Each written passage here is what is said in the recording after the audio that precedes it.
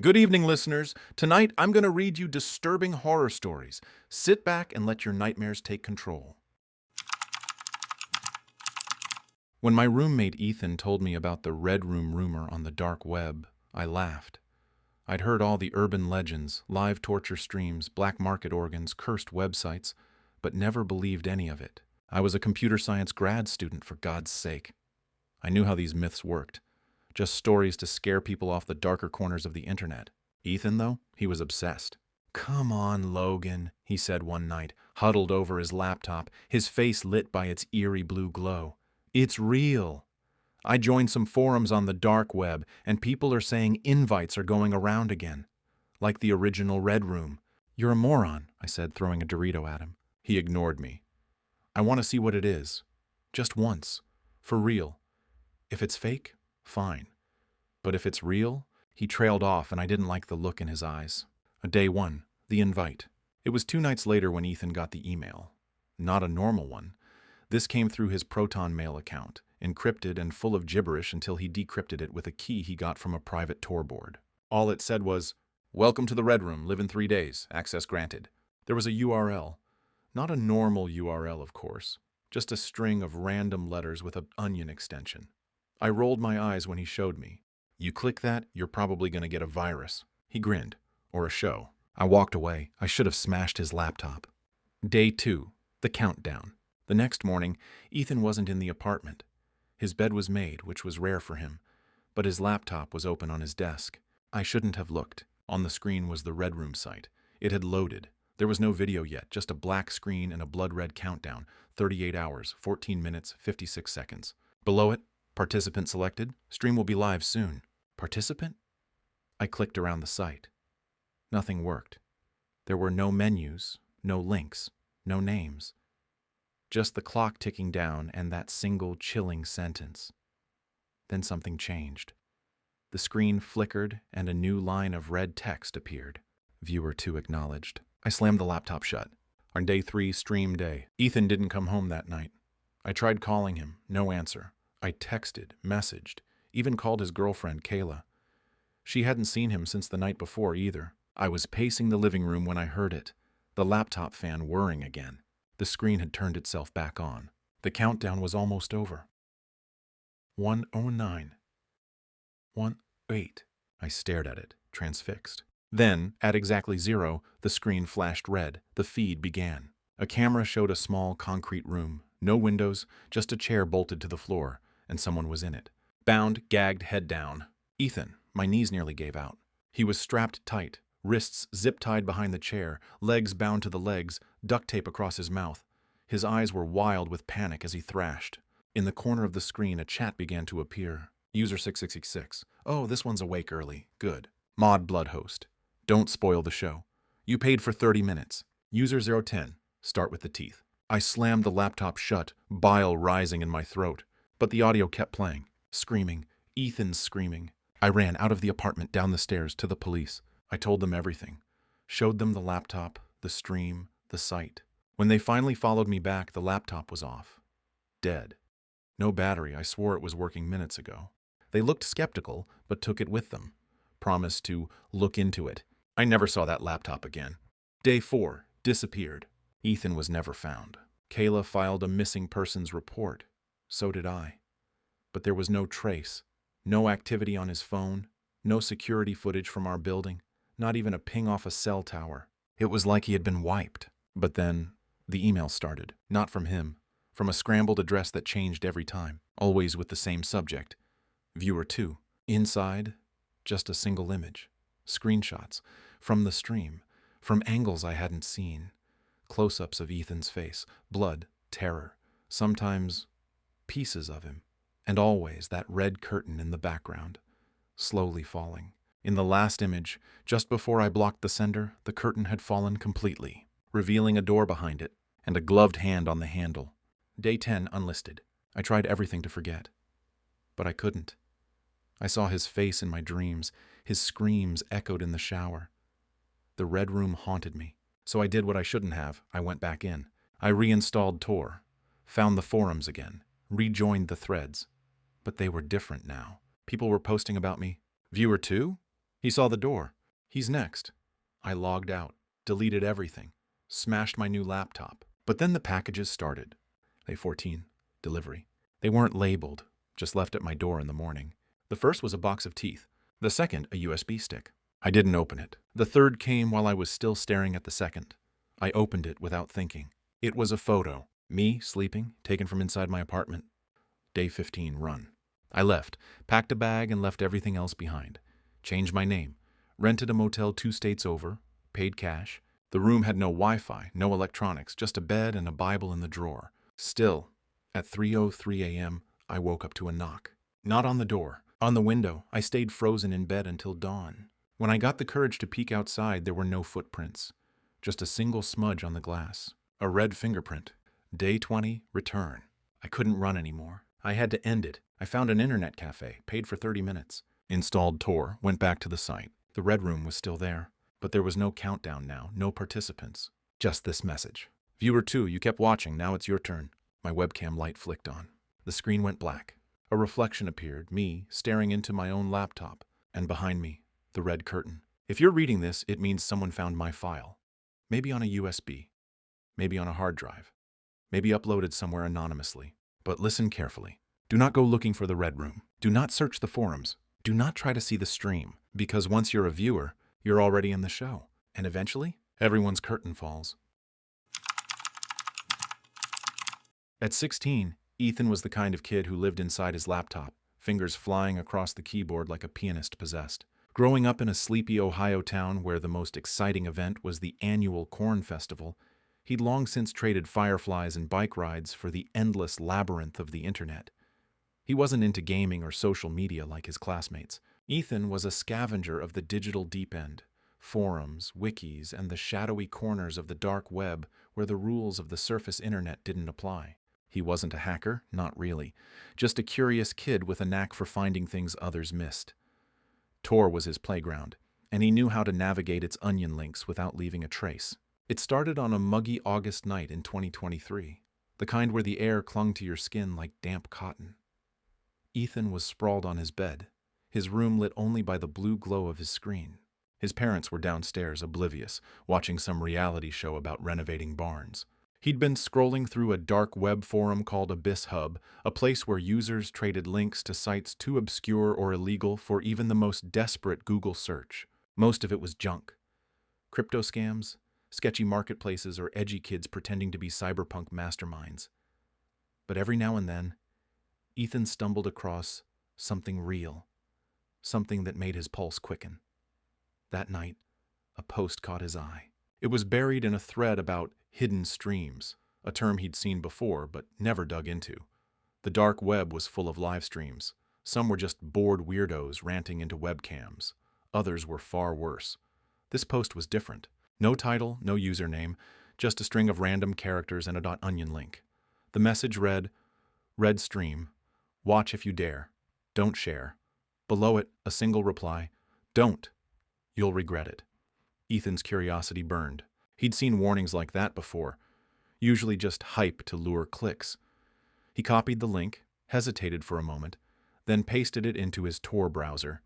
The page loaded slowly, a black screen with a single red play button pulsing in the center. No title, no description, no chat window, just the button. Ethan adjusted his headphones, checked his VPN for the third time, and clicked.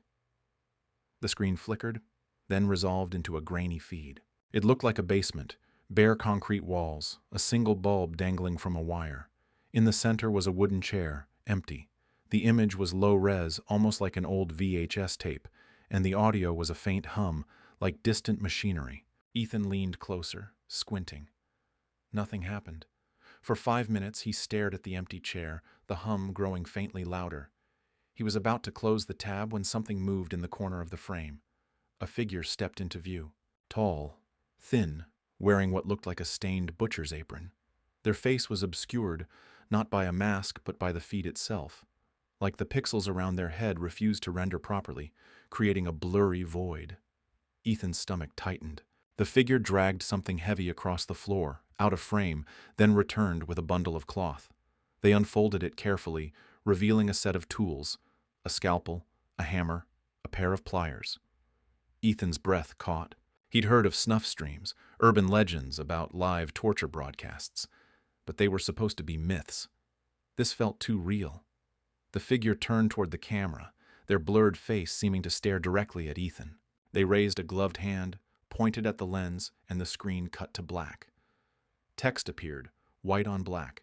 "You're here. You're mine." Ethan yanked off his headphones, heart hammering. The page reloaded on its own, back to the red play button. He slammed his laptop shut. Sleep didn't come that night. Every creak in the house sounded like footsteps. Every shadow in his room felt alive. By morning, Ethan convinced himself it was a prank, some edgy performance art meant to spook kids like him. He didn't go back to the link.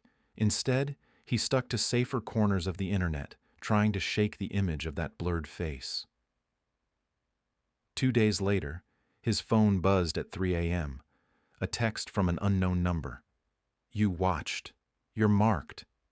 Ethan froze. He hadn't given his number to anyone, not even on the dark web. He blocked the number, but another text came through an hour later from a different number. "You can't hide." He turned off his phone, unplugged his router, and spent the rest of the night staring at his bedroom door. At school, Ethan was a ghost. Pale, jumpy, barely listening as his friends droned on about football. He kept his laptop off, but the urge to check the link gnawed at him. What if it was just a troll? What if he'd stumbled onto something real? By the third night, curiosity won. He booted up Tor, re-entered the link, and clicked the red button. The basement was back, but different. The chair wasn't empty anymore. A person sat there, bound with duct tape, a black hood over their head. The figure in the apron stood beside them, holding the scalpel. Ethan's mouth went dry. The figure didn't move, just stood there, scalpel glinting under the bulb. Then slowly they reached for the hood and pulled it off. It was Ethan's face. Not a look-alike, not a trick of the light. His own face, down to the scar on his left cheek from a bike crash when he was 10. The bound Ethan's eyes were wide, terrified, darting toward the camera. The figure raised the scalpel and the real Ethan screamed, slamming his laptop shut again. He didn't sleep. He didn't eat. He just sat there shaking until dawn. The texts kept coming. "You saw yourself. You know what's coming. No one leaves the red stream." Ethan tried to trace the numbers, but they were burners, untraceable. He deleted his Tor browser, wiped his hard drive, even burned his old phone in a panic-fueled moment in his backyard. But the messages followed him to his new phone, his email, even his school's messaging system. Always the same. "You're mine." Desperate, Ethan returned to Abyss Hub to find answers. The original post was gone, like it had never existed. He posted a thread begging for information about the red stream. Within minutes, his account was banned, his IP blocked, but not before a single private message came through from a user called "No Exit." "You watched too long. It knows you now." It's not a stream. It's a door. Ethan's life unraveled. He stopped going to school, stopped talking to his parents. He saw the figure everywhere. In reflections, in the corners of his vision, always with that blurred face. At night he heard the hum from the stream, even with his devices off. He tried to tell his parents, but they thought he was on drugs, sent him to a counselor who prescribed pills he refused to take. The messages grew more specific. "Your room. Tonight. The chair is waiting." One night, Ethan woke to find his laptop open, the red play button glowing. He hadn't touched it. The feed was live, the basement, the chair, him, bound, staring at the camera. But this time, the figure wasn't alone. Others stood in the shadows, their faces blurred, watching. The figure leaned close to the bound Ethan, whispering something the mic didn't catch. Then they turned to the camera and pointed. Ethan's bedroom door creaked open. He ran. Barefoot, in pajamas, he bolted from his house into the Ohio night. He didn't stop until he reached a 24-hour diner, collapsing into a booth, sobbing. The waitress, a kind woman named Marla, listened as he babbled about the stream, the figure, his own face. She didn't believe him, but she gave him coffee and let him stay until morning. When he got home, his laptop was gone. His parents said they hadn't touched it. For a week, things were quiet. No texts, no hum, no figure. Ethan started to think it was over. Then Marla called him. She'd found a link on her phone, sent from his number. A red play button. She hadn't clicked it, but she was scared. Ethan begged her to delete it, to burn her phone if she had to. She promised she would. Marla didn't show up for her shift the next day. Ethan never saw her again. By October, Ethan was a shell. He'd moved to his aunt's house in another state, hoping distance would break the connection. It didn't. The messages found him. The hum followed. One night he woke to find his new laptop open, the red stream playing. This time the chair was empty again. The figure stood there holding a scalpel and raised a gloved hand. The screen went black, and text appeared. Your turn. Ethan didn't scream this time. He didn't run. He just sat there, staring at the screen as the hum grew louder. He knew what was coming. The door creaked open, and the figure stepped through, not on the screen, but into his room. The blurred face tilted, as if studying him. Then it spoke, its voice a low, garbled hum. You opened the door. Now you're home. No one in the house heard a thing. The next morning, Ethan was gone. His laptop was open, the red play button pulsing. His aunt clicked it, thinking it was a game. The screen showed a basement, a chair, and Ethan, bound, staring, his scar glinting under a dangling bulb. The figure stepped into frame, scalpel in hand, and the stream cut to black. Somewhere, in a small Ohio town, a new post appeared on Abyss Hub. No title, no username, just a .onion link and 3 words, Red Stream, watch. The first rule of the dark web is simple. Don't go looking for what you're not ready to find. Jake Palmer learned that the hard way. A computer science major and part-time hacker for hire, Jake had always been obsessed with secrets. Encrypted ones, classified ones, forbidden ones. The kind of secrets that bled truth. The kind buried behind 10 layers of Tor routing and firewalls made of paranoia. He called it research. His professors called it a waste of talent. His friends called it insane. But Jake didn't care.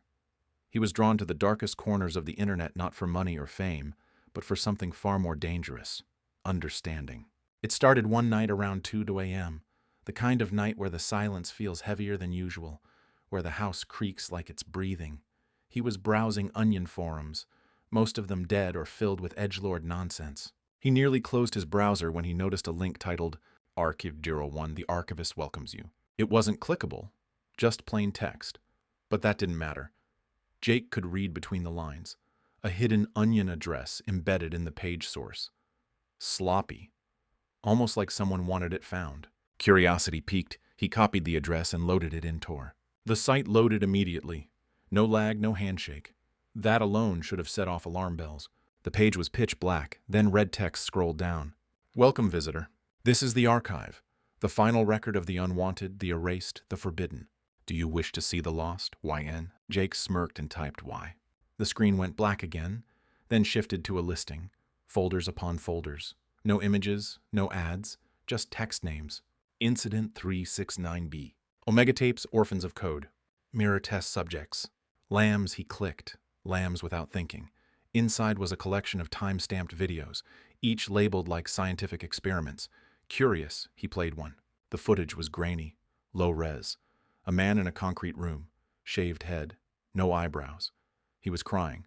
There was no sound. Suddenly he stopped moving altogether like he'd been paused, except the timestamp kept going.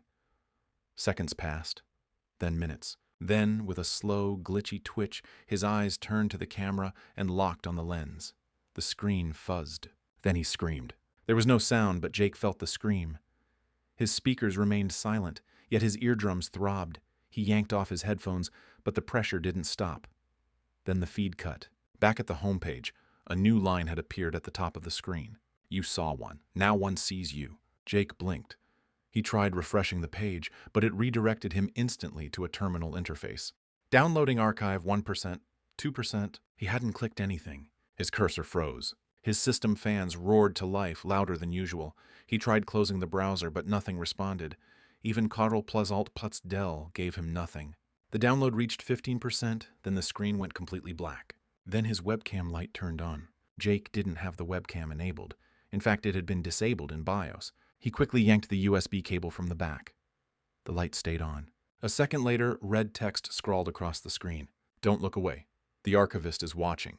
Jake shut down the system the hard way. Power button held down, heart pounding. He disconnected the router, killed the power strip, and sat in the dark. Nothing moved for 5 minutes. Then, click, the speakers popped. They weren't even powered. And then a voice came through. Low, gravelly, like metal grinding underwater. "The archive grows when fed. You took, now give." Jake felt his bladder tighten. His hands shook. He slammed his laptop shut and threw it across the room. Bad move. The overhead light flickered once, then again, and then, from the hallway, his door creaked open just an inch. His room had been locked. Sleep never came that night. When the sun rose, Jake left. Not just the room, the apartment. He drove 2 states over to stay with his older brother, who thought Jake was having some kind of psychotic break.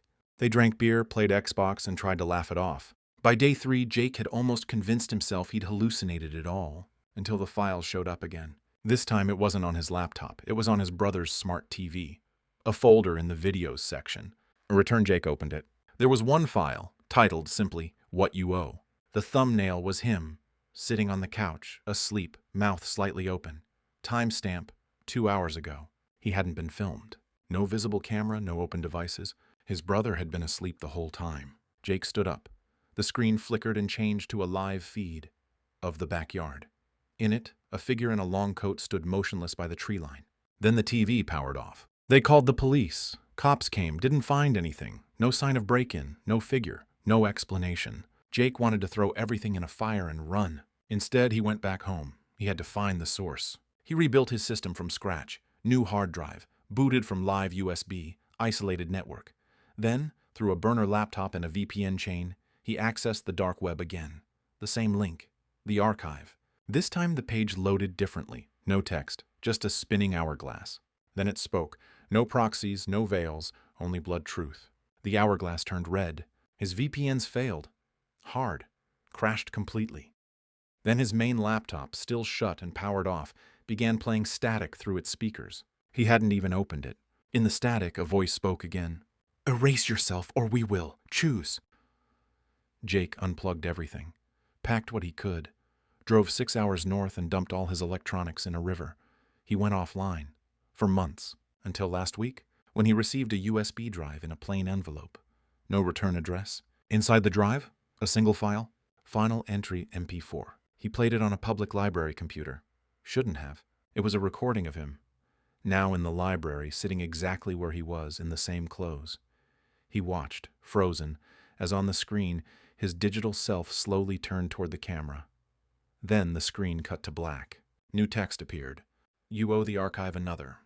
Jake has been missing for 5 days. His apartment was found empty, laptop fried, walls scratched. But in his fridge, police found a note, written in what appeared to be his own blood. "One must always watch. One must always feed. I understand now. His case is open, unsolved. But across certain corners of the dark web, people whisper about a new folder that's appeared in the archive. Palmer subject J001. Inside are 12 video files, all timestamped after his disappearance. The last one is titled, "Hello, Visitor." And if you click it, the screen goes black. And then, you saw one. Now one sees you. The dark web wasn't something I sought out for thrills.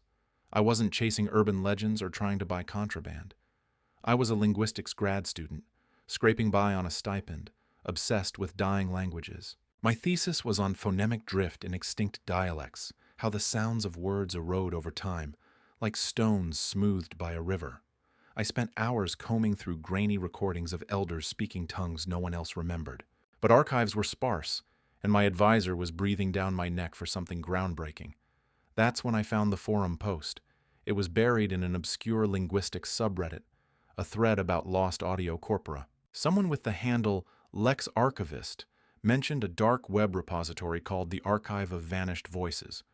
They claimed it held recordings of languages no one had cataloged, dialects that shouldn't exist, preserved in pristine quality. The post was 3 years old, flagged as sketchy by moderators, but the link to an Onion site was still active. My desperation outweighed my caution. I downloaded Tor, followed the instructions, and plunged in. The site loaded slowly. A black screen with white text in a monospaced font. No graphics, no flair, just a directory labeled Recordings and a single input field for queries. The interface felt clinical, like a database from the early internet. I typed uncatalogued dialects and hit enter. A list of files appeared, each with cryptic names: Voxnull 47, Linguignota 12, Syllabary X. No descriptions, just file sizes and timestamps stretching back decades. Some were older than the internet itself. I downloaded Voxnull 47, a 12-minute MP3. The file was clean, no metadata, no embedded tags. I plugged in my headphones and pressed play. At first there was only static, faint and crackling like a distant storm. Then a voice emerged, low and guttural, chanting syllables that didn't align with any linguistic family I knew. The phonemes were sharp, almost mechanical, as if the speaker's throat wasn't shaped like a human's. The rhythm was hypnotic, looping in patterns that felt mathematical. I couldn't stop listening, even as my pulse quickened and my palms grew clammy. When the file ended, I sat in silence, my ears ringing. I couldn't shake the feeling that the voice had been speaking to me. I should have stopped there. But academia is a drug. You chase the next discovery, no matter the cost. I returned to the site nightly, downloading more files. Each recording was stranger than the last. Lingua Ignota 12 sounded like a chorus of voices whispering in unison, their words overlapping in a way that made my head throb. Syllabary X was a single voice, high-pitched and frantic, reciting what sounded like a list, names maybe, or numbers, but in a language that twisted my tongue when I tried to mimic it. I transcribed what I could, cross-referencing with every linguistic database I had access to. Nothing matched. The deeper I went, the more the site seemed to respond. After a week, the query field started suggesting terms I hadn't typed. Unheard tongues, vocal anomalies, extinct utterances. The file names grew longer, more specific: Voxnull 47, SubJK, Linguignota 12, Anomaly. One night I found a file named Elijah Vox 0923. My name is Elijah. The timestamp was from 2 hours earlier. My stomach lurched, but I convinced myself it was a coincidence.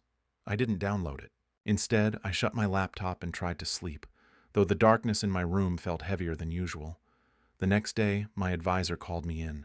She'd seen my transcriptions, pages of phonetic scribbles I'd left on my desk, and demanded to know where they came from. I lied, saying they were from a private collection. She didn't buy it but let it slide, warning me to focus on verifiable sources. That night, I couldn't resist returning to the site. The file Elijah Vox 0923 was still there, but now there was another, Elijah Vox 0924. The timestamp matched the exact moment I'd opened the site. My cursor hovered over the download button. I clicked. The audio began with silence, then a faint sound of breathing. Mine. Unmistakably mine. I recognized the cadence, the slight wheeze from spring allergies. But there was a second voice layered beneath it, whispering in that same guttural language from Voxnull 47. The words were unintelligible, but their tone was intimate, like a lover murmuring in my ear. Halfway through, the whispering stopped, and my voice, my recorded voice, spoke a single word. Listen. I ripped off my headphones, my heart hammering.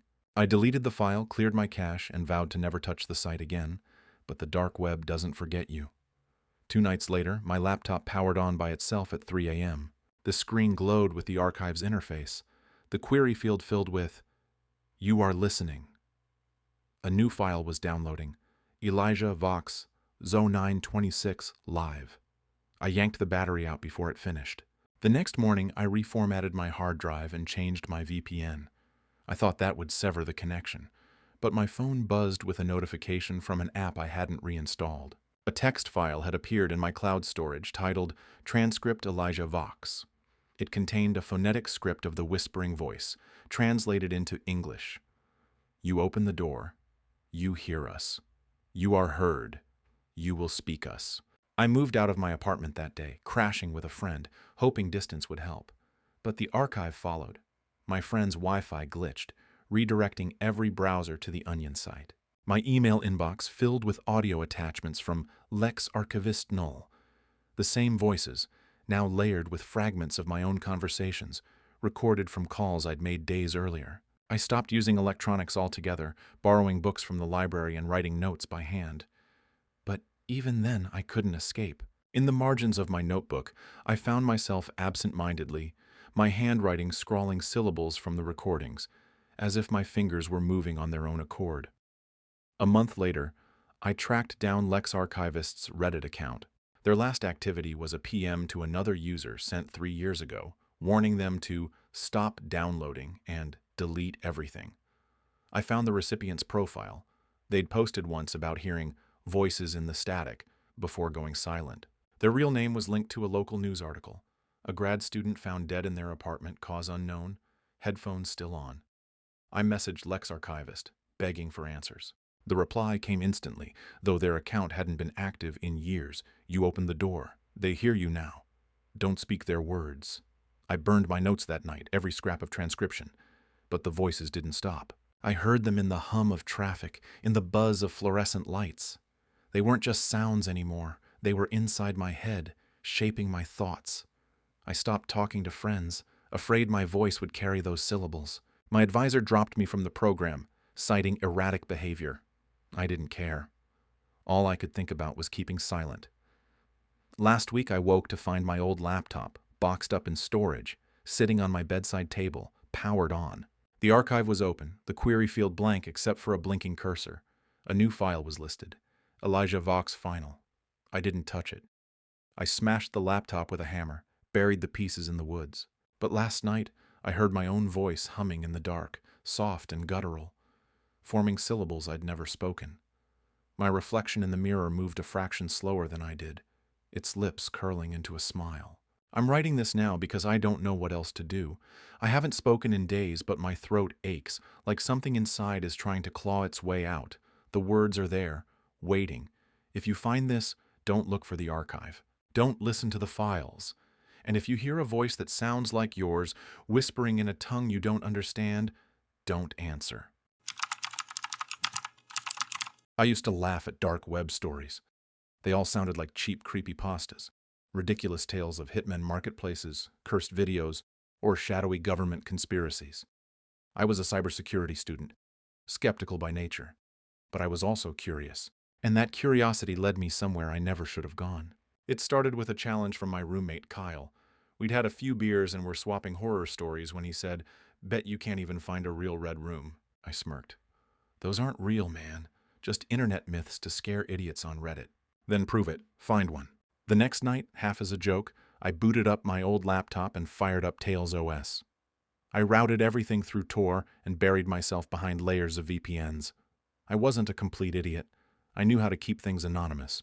Or so I thought. At first, it was the usual dark web trash, broken marketplaces, bizarre forums, black hat services. Most of it was a scam. But after hours of digging, following sketchy onion links and obscure message boards, I stumbled across a thread titled Red Room 66 Live Tonight. The post was from a user named Nick's Echo. No replies, no likes, just a link. Entry requires special authentication. Viewers will be watched. Payment in Monero only. I hesitated. My heart was pounding. I knew better, but I clicked the link anyway. The screen went black for several seconds. Then red text appeared. Welcome to Room 66. Stream begins at 3:33 M.S. Do not record. Do not speak. Do not interfere. There was a countdown. 47 minutes left. Below it, a Monero wallet address and a prompt. Pay 03 XMR to continue. I was trembling, half from excitement, half from fear. I had some Monero in a cold wallet from a privacy coin project I'd done last semester. Without thinking too hard, I sent the payment. Almost instantly, the screen changed to a static-laced live feed of a dark room with a metal table, a chair, and nothing else. The timestamp was running. The chat box beside the video was disabled. Beneath it read, Participants 5. I was one of them. Near 3:33 a.m. The feed jolted. A figure in a white mask entered the room, dragging something. It was a person, blindfolded, gagged, hands tied. They were crying. My stomach flipped. The masked figure left the room briefly, then returned with a box of tools, knives, pliers, a blowtorch. I reached for the power button. Do not interfere. The message flashed in bold red letters across the screen. My mouse stopped working.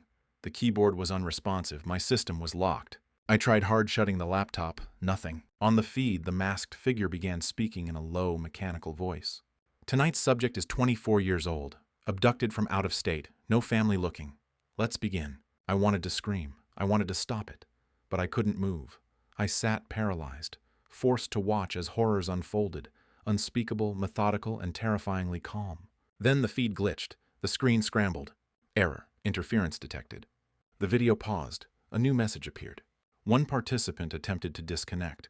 Identity tracking initiated. I froze. The number of participants dropped from 5 to 4. Then 3. Then 2. Just me and someone named Observer 0. I stared at the screen, hands shaking. Another message. Your camera has been enabled. I looked up. The webcam light on my laptop was on. They were watching me. Hello, Ethan. I felt my heart stop. How did they know my name? The screen faded to black. Then a new message blinked. We're coming to you next.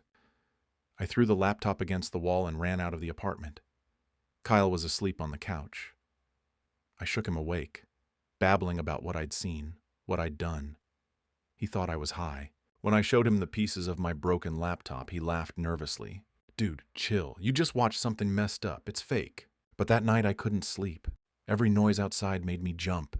Every passing car, every creak in the wall. At 4:12 a.m., my phone rang. No caller ID. I didn't answer. They left a voicemail. Static, then a whisper. My name followed by coordinates. I checked. It was my apartment's location. Over the next few days, I became paranoid. Cameras covered every inch of my place. I wiped all my devices, moved out, changed phones, changed states. I even tried going to the police, but what could I say? Hi, I watched a murder on the dark web and now someone's stalking me? They'd laugh. Or worse, investigate me. I started therapy. I tried to forget. It sort of worked. Until a month ago. I was on a new laptop for work. A pop-up appeared, just a flicker in the corner of the screen. A familiar phrase, "Welcome back to room 66. I shut it instantly. But that night I found a note taped to my front door. Do not interfere. See you at 3:33. I didn't sleep that night. And now, I think tonight is my stream. The cameras in my apartment have been disabled. My phone won't call out. There's static on the radio, the same voice repeating coordinates. I've locked the doors, blocked the windows. I'm writing this as a warning. If you ever see anything mentioning Red Room 66, run. Don't click, don't watch, don't engage. Because once you're in, there's no way out. I hear footsteps now. They've come for me. And I think the stream's about to start. Thank you for listening. Hope I didn't scare you too much. Let me know which story was your favorite and why. If you like my stories, please consider subscribing and liking. Sweet dreams.